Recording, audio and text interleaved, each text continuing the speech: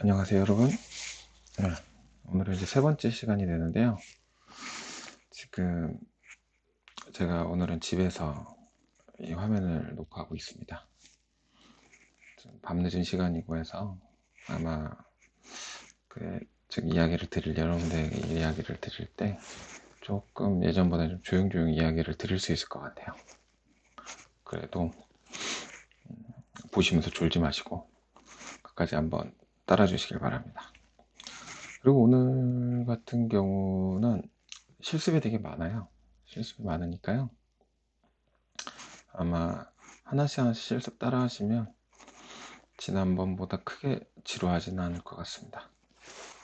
자, 그럼 한번 시작을 해보겠습니다. 지난번에 하나 만들었죠. 요구사항이 이렇게 돼 있어요. 이미 저장되어 있는 사용자 정보를 아이디를 준 이름과 패스워드를 가지고 있는 프로그램 만들어줘. 그래서 우리가 아는 지식을 가지고 또 한번 몰랐던 것을 또 새롭게 아는 영역으로 옮겨봤습니다. 그리고 또 테스트 케이스까지 다 완료를 시켰고 빌드까지 해서 어떻게 해요? 그 고객에게 이 요구사항을 전해준 고객에게 자료 파일을 전달하는 것까지 진행을 했었죠. 자, 근데 이제 두 번째 요구사항이 들어왔습니다. 이건 뭐냐면 저희가 제공해준 라이브러리는 사용자를 조회하는 기능만 있잖아요. 근데 이제 거기서 그랬던 거예요. DB에다가 사용자를 직접 등록해서 사용을 했던 거예요. 그래서 DB에 직접 사용자 등록하니까 불편해 사용자 추가 기능 만들어줘 이런 새로운 요구사항이 나왔습니다. 그러면 우리가 알고 있는 이 요구사항 지식을 가지고 한번 테스트 케이스부터 만들어 시작해 볼게요. 네, 지난번에 만들었던 조회에 대한 테스트 케이스입니다. 자, 지금부터 제가 실습하는 부분은 여러분들이 따라해야 되는, 그러니까 실습으로 따라해야 되는 부분이기 때문에 잘 보시고 꼭 따라해서 여러분들의 리포지토리에 커밋 꼭 부탁드릴게요. 자, 메소드 이름은 add라고 하는 걸 만들어 볼게요. DAU 관점이니까 인서트가 오히려 어울릴 수 있겠군요. 인서트라는 걸 하나 만들어 보겠습니다. 얘는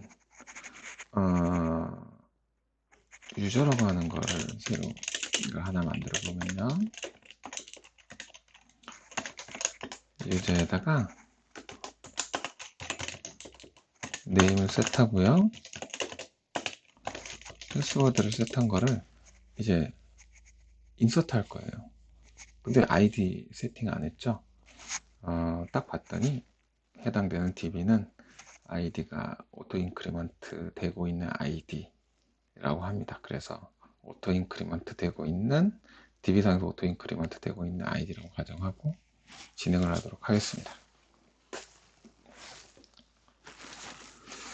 자, 그러면 아이디 값을 넣어주면 안 되겠죠. 자동적으로 DB에서 아이디 값을 기본적으로 세팅해 줄 테니까요. 그래서 유저 DAU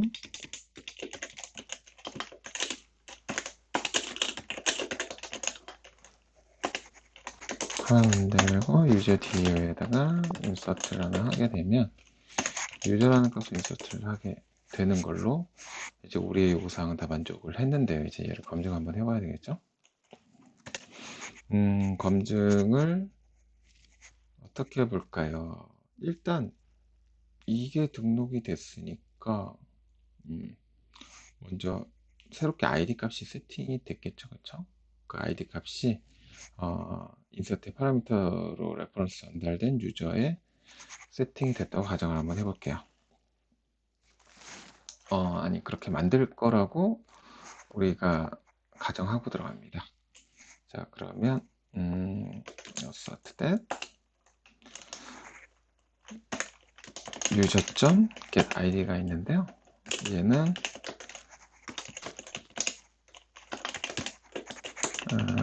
0보다 크겠죠? 만들어졌으니까. 그래서 0보다 큰 값이다. 라고 하는 걸 검증을 하고요. 그리고 일단 인서트 됐으니까 그 유저 안에 get id가 세팅됐다고 가정이 돼서 얘를 한번 불러볼게요. 우리가 get이라고 하는 이미 만들어진 메소드가 하나 있죠. 그래서 inserted 유저는 user.get 해서 user.get id 아이디가 세팅이 됐을 테니까 하면 이제 잘 등록이 되었다면 그 inserted user id에 대한 네임과 패스워드가 우리가 등록한 네임과 패스워드와 동일하면 되겠죠, 그렇죠? 그래서 asserted get 유저가 아니죠, 실제값 inserted user.get 네임이 네임하고 같은지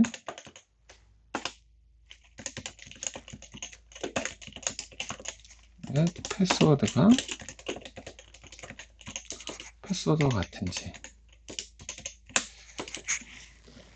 자, 이렇게 검증을 하게 되면 우리가 알고 있는 지식을 모두 다 표현을 했고요. 그리고 그 지식을 검증하는 것까지 다 진행을 했습니다. 자, 그러면 이제 여기에서 테스트 케이스가 모두 마무리가 되었고 이제 빨간불 없애는 작업을 해야 되겠죠? 자, 네임과 패스워드는 테스트 데이터이기 때문에 얘를 우리 같이 씁시다. 어차피 패스워드는 좀 틀렸나 보네. 아, 얘가 틀렸구나.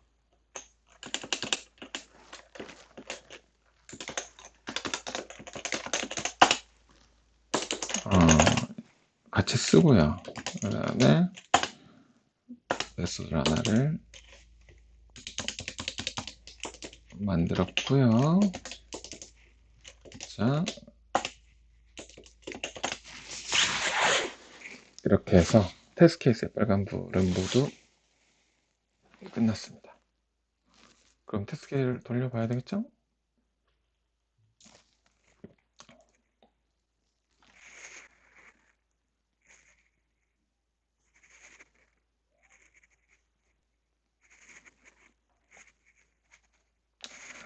테스트를 돌려봤더니 0보다 커야 되는데 널이래요. 여기에서요. 당연하죠. 우리는 이걸 만들지 않았습니다. 자, 그러면 우리가 관심사는 자동적으로 insert라고 하는 메소드에 들어가게 됩니다. 자, 인서트를 하려고 해도 어떻게 해야 됩니까? 데이터를 커넥션하고 그리고 기타 등등의 것들이 필요하죠, 그쵸? DB 처리가 똑같이 필요하니까 쿼리문 만드는 것도 그렇고요, 자원 해제하는 것도 그렇고요. 그래서 위에서 그런 내용들을 다 만들어 놨어요. 우리 개발자들이 가장 잘하는 습관, 카피 앤 페이스트. 자, 비슷한 패턴을 만들어 놓으면 카피 앤 페이스트를 통해서 개발을 많이 진행을 하죠. 자, 그럼 여기에서 뭐를 바꿔주면 아까 그 인서트라고 하는 데이터 등록하는 부분을 만들 수 있는지 한번 봅시다. 자, 프리페어 스테이트먼트라는 걸 만드는데 SQL 문장이 달라질 거예요, 그렇죠? 이걸 한번 바꿔봅시다. insert into user info인데 우리는 name하고 뭘 해야 돼? 패스워드를 입력을 할 거예요. values는 name하고 패스워드 두 개를 받겠죠? 그러면 이제 prepare statement에 set string 첫 번째는 user.getName 받을 거고요. 두 번째는 set string user.getPassword를 받아서 인서트에 대한 prepare statement는 모두 끝났습니다. 그러면 이 prepare statement 자체를 execute update만 해주면 바로 등록이 될 건데요. 근데 우리가 필요한 부분은 오토 인크리먼트 된 아이디를 저 유저라는 오브젝트 안에 아이디에다가 저 레퍼런스로 들어온 아이디에다가 세팅해 주는 것까지가 이 인서트라고 하는 메소드의 임무이거든요. 그래서 그거를 세팅해 주려고 하다 보니까 일단 안 쓰는 거 먼저 지워버릴게요. 자, 그냥 인서트만 하게 되면 이걸로 다 끝나는데 오토 인크리먼트 된 아이디를 갖고 와야 되니까 어떻게 갖고 오냐면 프리페어 스테이트먼트에서 오토 인크리먼트 된 아이디를 우린 결과로 갖고 올 겁니다 라고 하는 구문이 하나 있어요. 스테이트먼트 점 return generate keys라고 하는 거를 프리페어 스테이트먼트를 만들 때 파라미터로 넘겨주면요, 이제 요 상수값을 넘겨주면 이 결과 값을 리절트 셋에 담을 수 있게 만들어줍니다. 어떻게 해요? 일단 업데이트를 시키고요. 시킨 다음에 리절트 셋을 하나 선언을 하고 요 프리페어 스테이트먼트에 get generate keys라고 하는 메소드를 통해서 이 인서트 구문에 대해서 만들어진 오토 인크리먼트 된 키를 받아올 수가 있습니다. 그래서 이 리절트 셋 넥스트를 해야 데이터를 액세스할 수 있죠. 그리고 넥스트를 하고 이제 우리가 유저의 id 값을 레퍼런스 세팅하기로 했죠. 이제 여기에다가 리절트 셋 get int 첫 번째 거 id는 하나일 거니까요. 자, 이렇게 세팅을 해주면 리절트 셋도 클로즈 해야 되겠네요. 자, 이렇게 세팅을 하나 해주면 유저 안에 id 값이 세팅이 돼서 들어가게 됩니다. 자, 이제 로직은 다 만들었고요. 여기에서 이제 빨간불 한번 제거를 해보겠습니다. 짠. 예, 빨간불을 제거를 했고요. 그리고 다 끝났네요. 자, 이제 테스트를 한번 다시 돌려볼게요. 아까 오류났던 테스트가 어떻게 돌아가는지.